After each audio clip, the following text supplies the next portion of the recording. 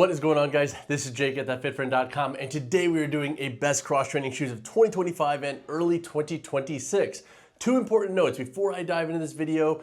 Number one, I have everything timestamped down below to divide all of my picks into different things based off of foot anatomy and training style. So please jump around this video accordingly and be efficient with your time. I'm not asking you to watch everything. Get the info you need, get out of here and go train. Number two, I have individually bought and reviewed every single shoe featured in this video. Nothing you are seeing featured has not been tested by myself. So every shoe, I have skin in the game. I have put my own money into every single shoe mentioned in this video. But that said, let's dive in. All right, so the first section is the best cross-training shoe for the gym. So for this section, think about like the recreational lifter who is going to the gym, they're doing some lifting, maybe a short run or walk pre or post workout. So think like 400 meters to 800 meters, so nothing crazy. And they like to do some plyometrics, maybe some athletic style movements, or maybe some HIIT style stuff. So a little bit of everything, but definitely a more lifting bias to their training. So three great options up here include the Born Primitive Savage 1, the Adidas Drop Set 3, and the Nike Metcon 10. All right, so over here we have the Born Primitive Savage 1.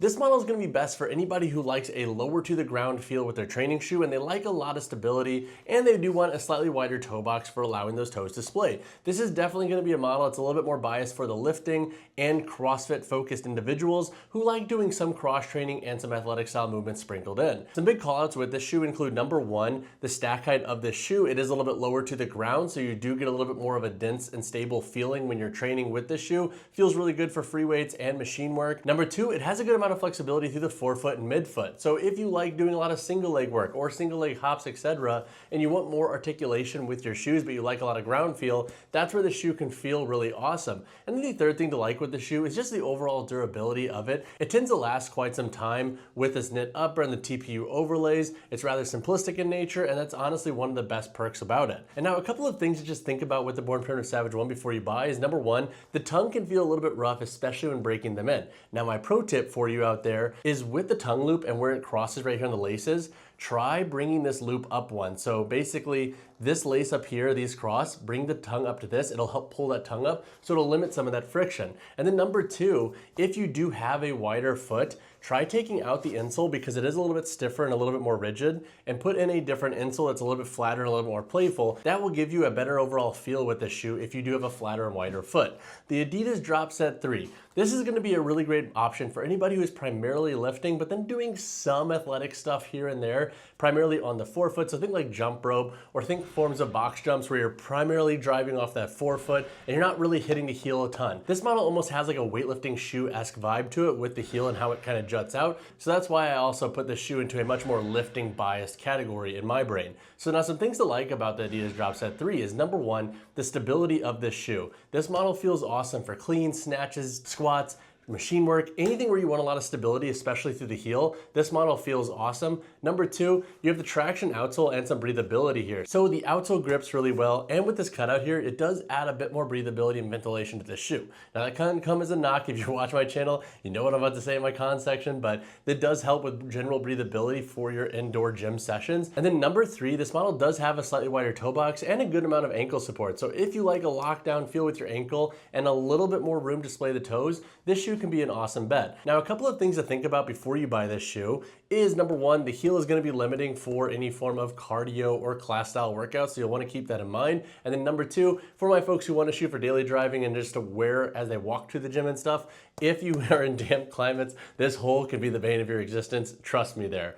The Nike Metcon 10 is our final shoe that I want to cover. This model is a lot better than the Nike Metcon 9 and 7 and 8 in my opinion. It's still not as good as some of the OG Metcons, but it's definitely a step in the right direction. Now, three things to like with the Metcon 10 is it's definitely more versatile. So of these three shoes, these, believe it or not, are actually gonna be a little bit more forgiving, especially up here in the forefoot for athletic style workouts where you're lifting and doing plyos or any type of aggressive sled work or anything where you're doing multi-directional work. These will feel pretty good for your needs. You also have the React Foam midsole that runs throughout the forefoot and midfoot in this shoe, and the Hyperlift plate that's been reduced back here in the heel. So you do get a little bit more pop and flexibility up here in the forefoot and a bit more stability back here in the heel, which can be an awesome thing for my lifting focused individuals who do like that additional heel support. Another thing to like with the Metcon 10 is it kind of has that classic cleat-like feel that Nike has used in prior training shoes. It no longer feels as bulky as the Nike Metcon 9 did. So if you like that more low profile construction, a nice snug and form-fitting toe box,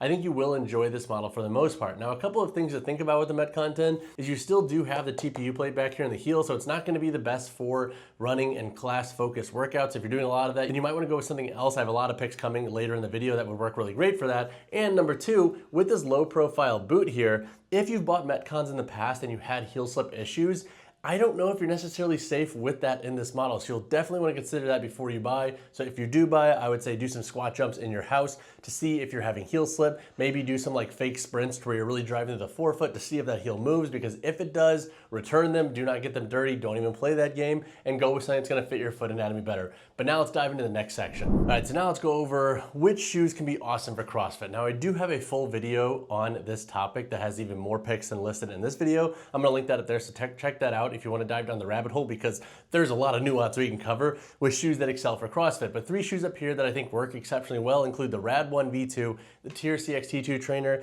and the Innovate F-Lite Max. All right, so let's start with the Rad 1 V2. This is a really solid, well-rounded shoe for CrossFit, and they have gained a lot of attention and a lot of traction because they are just a very well-rounded shoe. They have a little bit of style, which I know some folks really jive with this wave construction.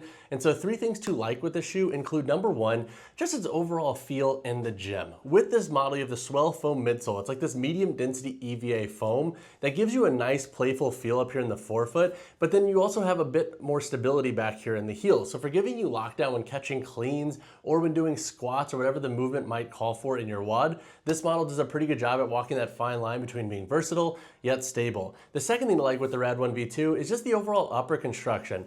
In general, the upper of this model has done a pretty good job with durability. You have a mesh and textile upper with TPU overlays, and you also have a suede outline that goes from the medial midfoot around the heel, and then it wraps around the lateral midfoot. This helps give this shoe a nice lockdown feel, but then also additional durability support. And then the third thing to like with this shoe is the outsole and just how well it grips and how long it tends to last, but then also the sneaky TPU shank here in the midfoot. I have cut a pair of Rad 1 V2s in half to see what was inside, and there is a little TPU shank inside, which does help give you additional midfoot stability. So that can be a nice perk of this shoe. Now, a couple of things to think about with the Rad 1 V2 is if you do have a very wide and blocky forefoot, you might find the taper of the shoe's toe box to be a little bit too snug. And number 2, this model can run a little bit warm with its upper materials. It tends to be very durable and it has some style, but that comes at the cost of just overall breathability. So if your feet run very hot, you will want to consider that with the Rad 1 V2. The next model I want to cover is the Tier CXT2 trainer. This is also a very well-rounded shoe for CrossFit. You have likely seen a lot of athletes wear these at the CrossFit Games and a lot of other comps. And so 3 things to like with the CXT2 is, number 1, the boot structure and just how locked down you feel with the midfoot and boot in the shoe. This model gives you a nice level of boot support back here. So if you like having additional ankle support for lateral movement and just having that lockdown feel, but then you also like having some lateral and medial sidewalls to help lock down the midfoot, that is a big perk of the CXT2 in my opinion. The second thing to like with this shoe is if you like a more stable and dense feeling training shoe, the Surge Energy Foam midsole does a good job in this model at giving you a nice stable base to train from. It gives you enough pop up here in the forefoot to not completely beat you up, but it has a much more like stability focused bias to it for my heavier lifters out there or folks who want as much stability as possible. The third thing to like with this shoe is the TearTac rubber outsole and just how well it grips and how long it tends to last. The CXT1 was a shoe that I had issues with durability right away. This model has been really strong. I haven't had any major issues, and I think that's just because of how robust this outsole feels. And then also just as a nice little sneaky perk too, I also like the tongue and just how padded it is. It helps give you a nice lockdown feeling. Now, a couple of things to think about with the CXT2 is, number 1, if you have an exceptionally flat foot, you'll want to consider that with this model, because even in the wide option,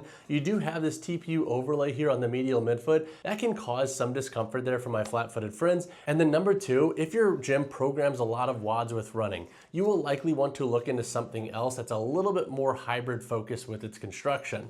The final model I want to cover is the Innovate F-Lite Max.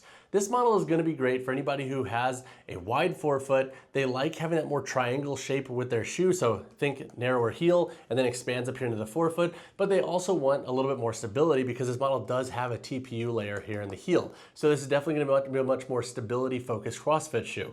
Now, 3 things to like with this shoe is, number 1, the toe box. Compared to all these shoes up here, the F-Lite Max has the widest toe box. So if you have a blockier forefoot and you want max room for toe splay, the F-Lite Max can be an awesome option. The second thing to like with this shoe is the Met Cradle here on the midfoot and just how it wraps your foot and how that interacts with the rope tech. So from a durability and just lockdown standpoint, the shoe does a pretty good job. So with this Met Cradle, it kind of hugs that midfoot and gives you additional security and durability. And then also with the rope tech here, it helps give you additional support. So if you enjoy that with your training shoes, you will like that, I think, with the F-Lite Max. And then number 3, this model does have a TPU plate back here in the heel. So if you want additional stability in your heel for lifting, this can be an awesome option to go with. Unlike the F-Lite, which is the slightly more versatile cousin of this shoe, this model has a 6mm drop, the F-Lite has a 4mm, and it also has this TPU plate, which gives it additional stability. So keep that in mind if you are a stability-focused individual with your CrossFit-focused shoes. And now some things to think about with the F-Lite Max is, number 1, with the TPU plate back here in the heel, it's not gonna be your most versatile shoe. If you have a gym that programs a lot of runs, for example, or a lot of jumping in the WODs, you will wanna be heavy on the forefoot. It will give you a bit more play and feel and comfort overall. And then number 2, if you have a flatter foot, that can be an issue with the F-Lite models, especially the F-Lite and the F-Lite Max. This midfoot can feel a little bit aggressive, so you will want to keep that in mind before you invest. So if you do want to try the F-Lite Max with the F-Lite, my other piece of advice is go up a half size and keep them in new condition so you can return them in the event they don't align with your foot anatomy. All right, so the next section is the best training shoes for the dudes. So these are shoes that generally work really well for dudes' foot anatomies and just have been shoes that I've had a lot of positive feedback from all the guys in my community. So we have the Under Armour Tri-Base Rain 6, the Strike Movement Haze Trainer, and the Nike Metcon 10. So with the Rain 6, 3 things to like with this shoe is, number 1, just how good it feels on the foot. So this model has a drop-in midsole and it has a lot of flexibility to it. Now, a pro tip with this shoe is if you're somebody that wants a shoe that has a nice versatility to it regarding the feel,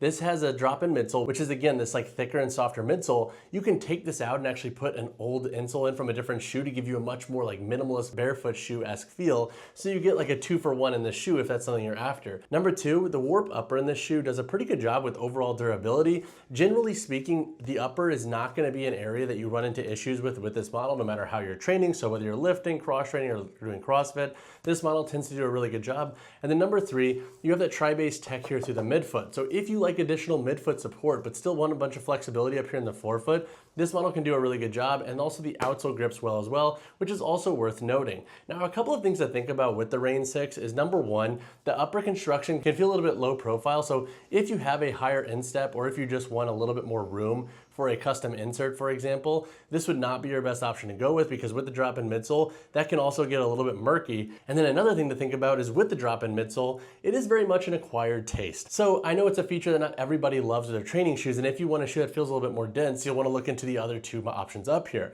The second shoe is the Strike Movement Haze Trainer. Now this is one of my favorite goated training shoes that I constantly reach for. And 3 things to like with this shoe is, number 1 is just how clean this model is and how clean some of the colorways are. This is a training shoe that you can wear to travel in and it looks good. You could dress up and wear it at a coffee shop, but then go train and go hard in the gym. So if you want that all-in-one shoe, that's where the Haze Trainer can excel. Number 2, with the Cush 50 midsole in the shoe and just its overall feel, you get a lot of flexibility. So if you want a shoe that kind of toes that line of almost feeling minimalist at times, but still giving you a nice structure through the midsole and outsole, this can be a great option to go with. And then number 3, with the jacquard knit upper here, this model is definitely one of those shoes that feels better as you break them in. So after about a week or 2 of really good solid wear, this upper starts to form fit your foot a little bit better. So if you are big on having a nice sock-like fit with your upper and you like a tongue that has a bit more padding and hug to it, that is definitely a win with the Haze Trainer. Now, a couple of things to think about with the Haze Trainer is, number 1, the durability can be variable at times. Like I've had some pairs last a year plus, but I've had other pairs last less than a half year. So if you are somebody who is constantly like running through shoes really fast and you feel like for whatever reason you might be rougher on your shoes,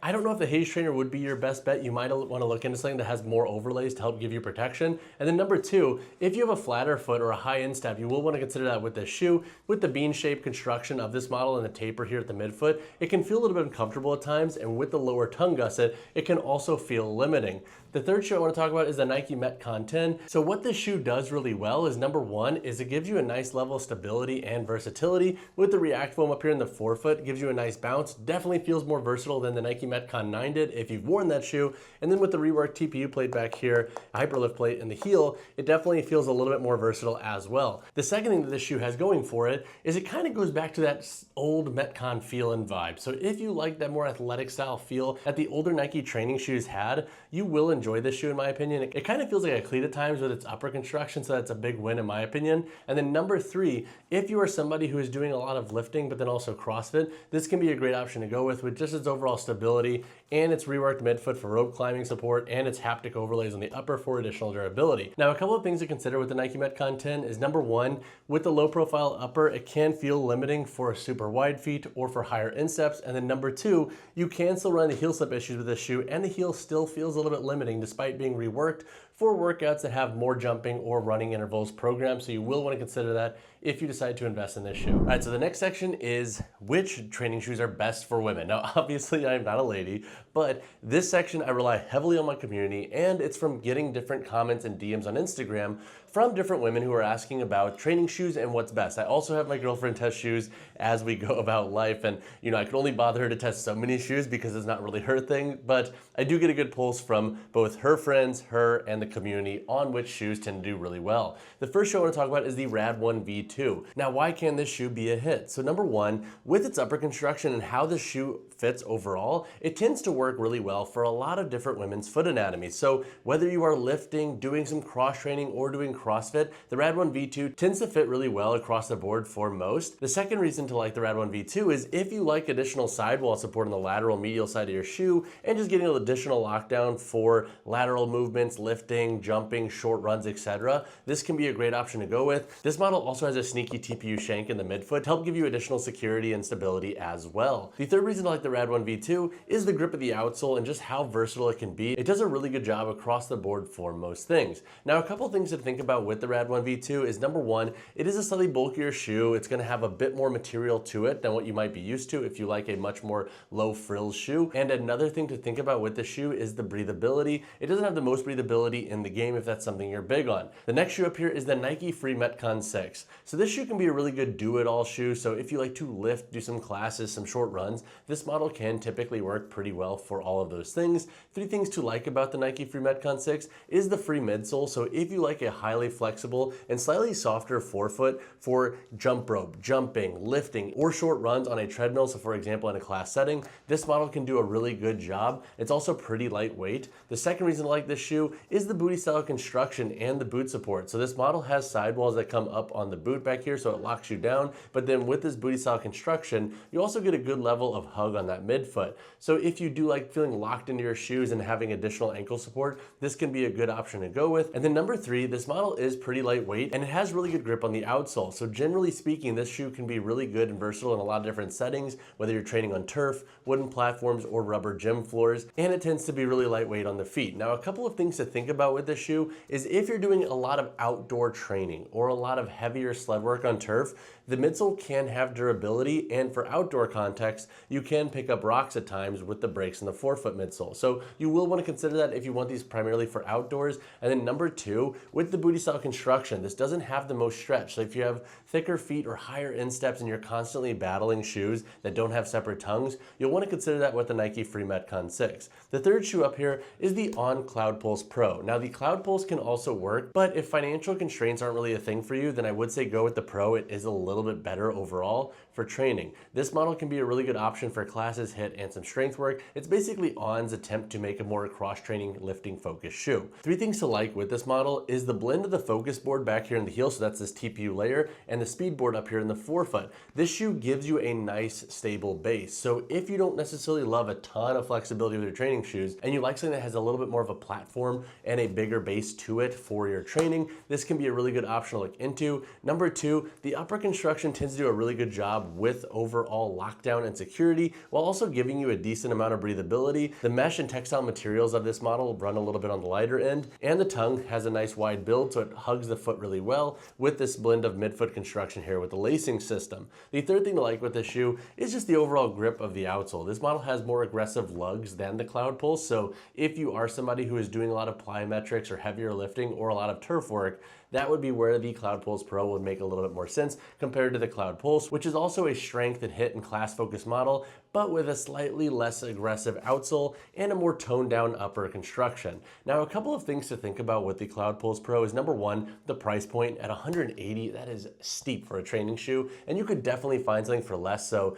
if you are considering something that has a more built out platform, but you don't want to spend that much, let me know in the comments below and I could help you out. The Cloud Pulse, aka like the little brother of the shoe, also comes in around like 150-ish, so they can also save some money there. And then another thing to think about with this shoe is, look, when you have a more built out, robust platform like this with TPU layers, you're not going to have as much flexibility. So if you do want that foot to do its thing and flex more, and you want less arch in your shoes, you would want to steer clear of the Cloud Pulse Pro. And then for a fourth shoe, this is a special section because I did have a lot of feedback on Instagram for different shoes, and the Reebok Nano X5 was mentioned multiple times. So this is going to be a really good option for anybody who likes to do lifting, CrossFit, cross training, and some classes sprinkled in. So it's a really good generalist shoe. The Nano has since moved away from CrossFit and become much more of like your more recreational focused training shoe. So that's why the Nano X5 is also in this list. So three things to like with this shoe is the dual density midsole. So the Footride Energy Foam up here in the forefoot, it's a little bit softer and pliable. So it feels pretty good if you're primarily on your forefoot for your workout. And then back here in the heel, it's a little bit denser. So it will give you a slightly more stable base. The second thing to like with the Nano X5 is the arch support and the grip of the outsole. You get a lot of traction with this shoe on different training surfaces, and it does give you more medial sidewall support. So if you like a little bit more arch support with your shoes, that would definitely be something to consider with the Nano X5. And then the third thing to like with the Nano X5 is the upper construction and just its overall appearance and how well it breathes. Generally speaking, the upper in this model gives you a good level of lockdown. It breathes decently well with this flex weave upper, and there are a lot of colorways that I think look pretty dang good for multi-use cases. Now, a couple of things to think about with the Nano X5. Number one, the tongue can be a little bit short at times and it can slide, which can be pretty annoying. So if you're big on finding a more flush tongue, you might want to consider these other three shoes up here. And then number two, you can run into durability issues at times in this shoe with the lift and run chassis system intersecting into the forefoot foam midsole up here. So if you train a lot outdoors, or if you want a shoe for sprinting, for example, you might want to consider that with this shoe. You could run into issues with that model, so definitely keep that in mind before you buy. All right, so now let's talk about some of the best options for wider and flatter feet. Now, do note, I do have a full video on this breakdown. I have a lot of options in there. I'm gonna link that up there, so definitely check that out if you need more nuance, need more options, or you're just not super stoked on these three. So up here we have the Innovate F-Lite, the Ultra Solstice XT3, and then the Flex Adapt Graphene Cross Trainer. Now with the Innovate F-Lite, this is gonna be a really good option for anybody who has a very wide forefoot, but they also like a little bit more arch support and have a narrower heel. So think more of that like triangular shaped foot. If you have a super flat midfoot, you will probably wanna steer clear of this shoe, or you wanna try them on before you necessarily keep them, so definitely keep that in mind. But for my wider forefoot folks out there, this model tends to work really well, especially for feet that can run up to a 3 to 4E foot width. Now, three things to like with this shoe include number one, its overall versatility. This model is a little bit more tooled for CrossFit. However, it can work across the board really well for a variety of things. I have a lot of friends who like to lift in this shoe and do cross training sessions, think more athletic sessions in them because of just how versatile this midsole can feel. With the PowerFlow Max midsole, it does walk that fine line of giving you enough stability for training heavy, but then also enough versatility for more dynamic sessions. The second thing I like with the shoe is the outsole grip and just how well it flexes and moves. This model will give you a little bit more give than the F-Lite Max. There is no TPU plate here. You also have a break up here in the forefoot. So if you like a lot of grip and you want a shoe that has a lot of flexibility from the jump, the F-Lite can be a great option to look into. And then number three, the upper construction breathes really well up here in the forefoot, and the Met Cradle in the midfoot gives you a nice level of lockdown. These are nice perks to have because if you just like having that room to splay your toes and your foot tends to run really hot, this can be an awesome feature. And then as an added bonus in this shoe, you do have the Boomerang insole, which is this TPU beady insole that gives you a little bit of extra bounce with this model and a little bit more of a proprioceptive feel. Now, a couple of things to think about with the F-Lite is number one, again, if you have a flatter foot, you might want to steer clear of this shoe. This arch can feel pretty off-putting. And then number two, this model does notoriously run a half size short. So you will likely want to size up a half size in this model. I do have some F-Lites listed on the site, That Fit Friend Shop. So if you want to try them before you buy them, because I cover returns, just hit me up and I can help sort you out there. The next model I want to cover is the Ultra Solstice XT3. This can be a really good option for somebody who wants a chiller midfoot and just wants a wider shoe throughout. This model can work for lifting, cross training, and just general short runs. So now three things to like with this shoe is number one, it is very flexible and playful. So if you want a shoe that isn't necessarily barefoot, because this does have a zero drop, so a flatter construction, and you want a little bit more midsole for protection and comfort, this can be a really good option to go with. Number two is just the overall width of the forefoot and midfoot. If you have a wide, this can be a really good option to go with. This model works for feet up to 3 to 4E foot foot widths as well, and it doesn't have as much of an aggressive taper as the F-Lite over here. The third thing to like with the shoe is the upper construction and how good it tends to lock the foot down. This model's upper is a little bit more robust than the Ultra Solstice XT2, so it tends to have better durability and security overall. So if that was a gripe that you had with that shoe, this would be a better option to go with. And if you've never worn those shoes, I wouldn't worry about that point. I think you'll be happy with the XT3's upper. Now, a couple of things to think about with this shoe is number one, if you train a lot outdoors, the durability of this model's outsole can have problems up here on the forefoot, especially if you're doing sprints or multi-directional work. This can start to lip, so you'll want to keep that in mind. And if you do have a slightly narrower foot or a medium foot width, but you want to get into wider shoes,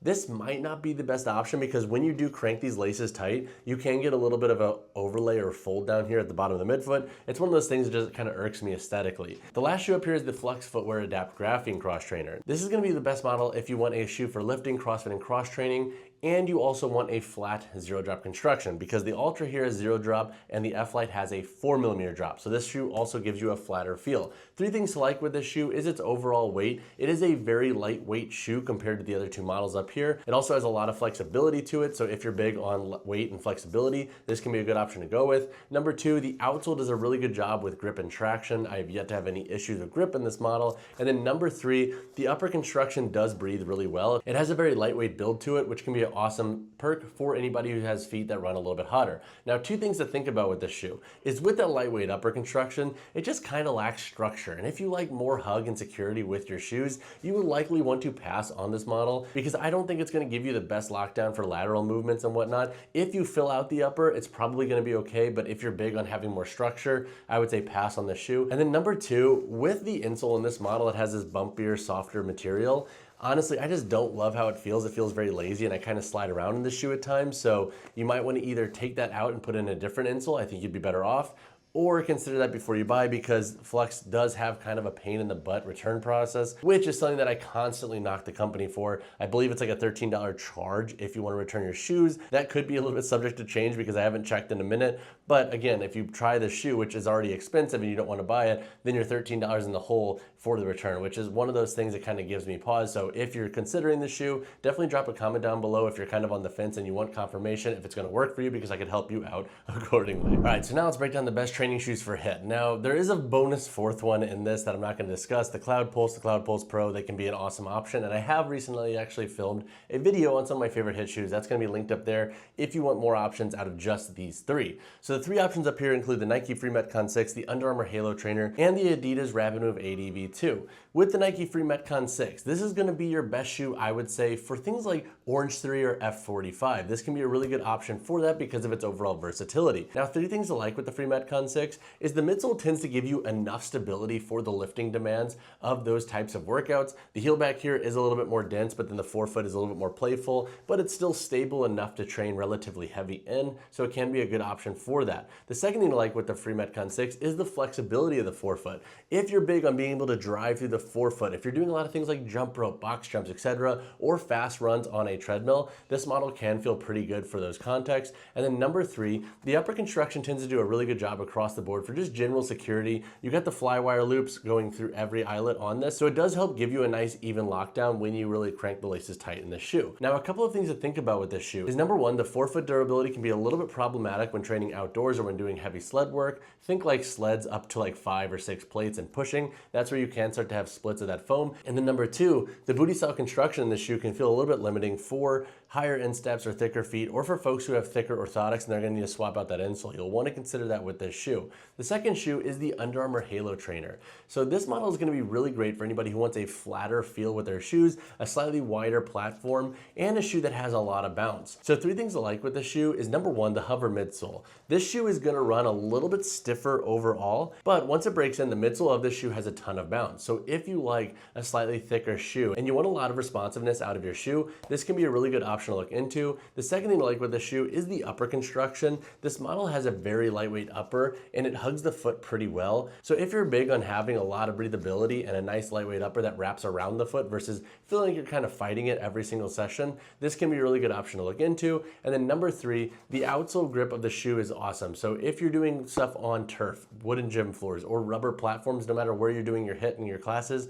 this model can be a really good option to go with. Now, two things to think about with this shoe is with the lightweight lightweight upper, you're not gonna have the most security. So if you want more structure, pass on this shoe. And then number two, if you just want a little bit more ground feel, you'll wanna look into a shoe that has a slightly lower stack height overall. That's gonna give you a little bit more proprioception with the floor. And now the third shoe up here is the Rapid Move ADV2. This model is going to be great for anybody who wants a shoe with a nice level of midfoot support for any type of class where you're jumping, lifting, and doing short runs. So 3 things to like with this shoe is number 1, the torsion system. If you're big on midfoot support and you want something that helps you feel really planted when you're doing multi-directional work, single leg work, etc., that's where this shoe can be awesome. Number 2, the light strike foam midsole up in the forefoot and the heel. It tends to do a really good job for a lot of different asks. So if you want a shoe that has a nice pop on the forefoot, but then a nice stable and rigid midfoot, but then a little bit more give back here on the heel. So if you're, for example, a heel striker for short runs, this can be a decent option. It's gonna be a little bit more forgiving. And then number 3, the upper construction. So this model has a booty style construction,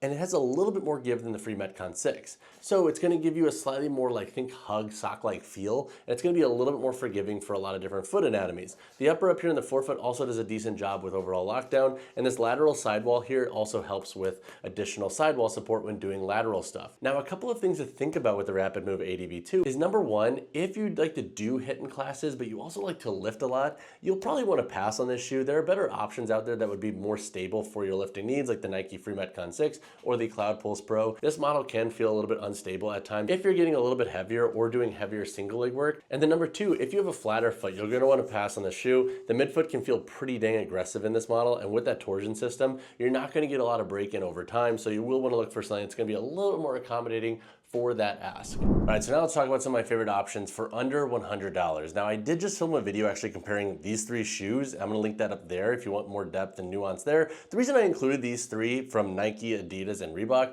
is they generally tend to be available worldwide. So a lot of folks who watch my videos who are international, I don't just wanna include small brands that you can only get in the US. So these 3 tend to do a really good job, are priced fairly, and are available everywhere. So we have the MC Trainer 3, the Adidas Drop Set Control, and the Reebok Nano Gym.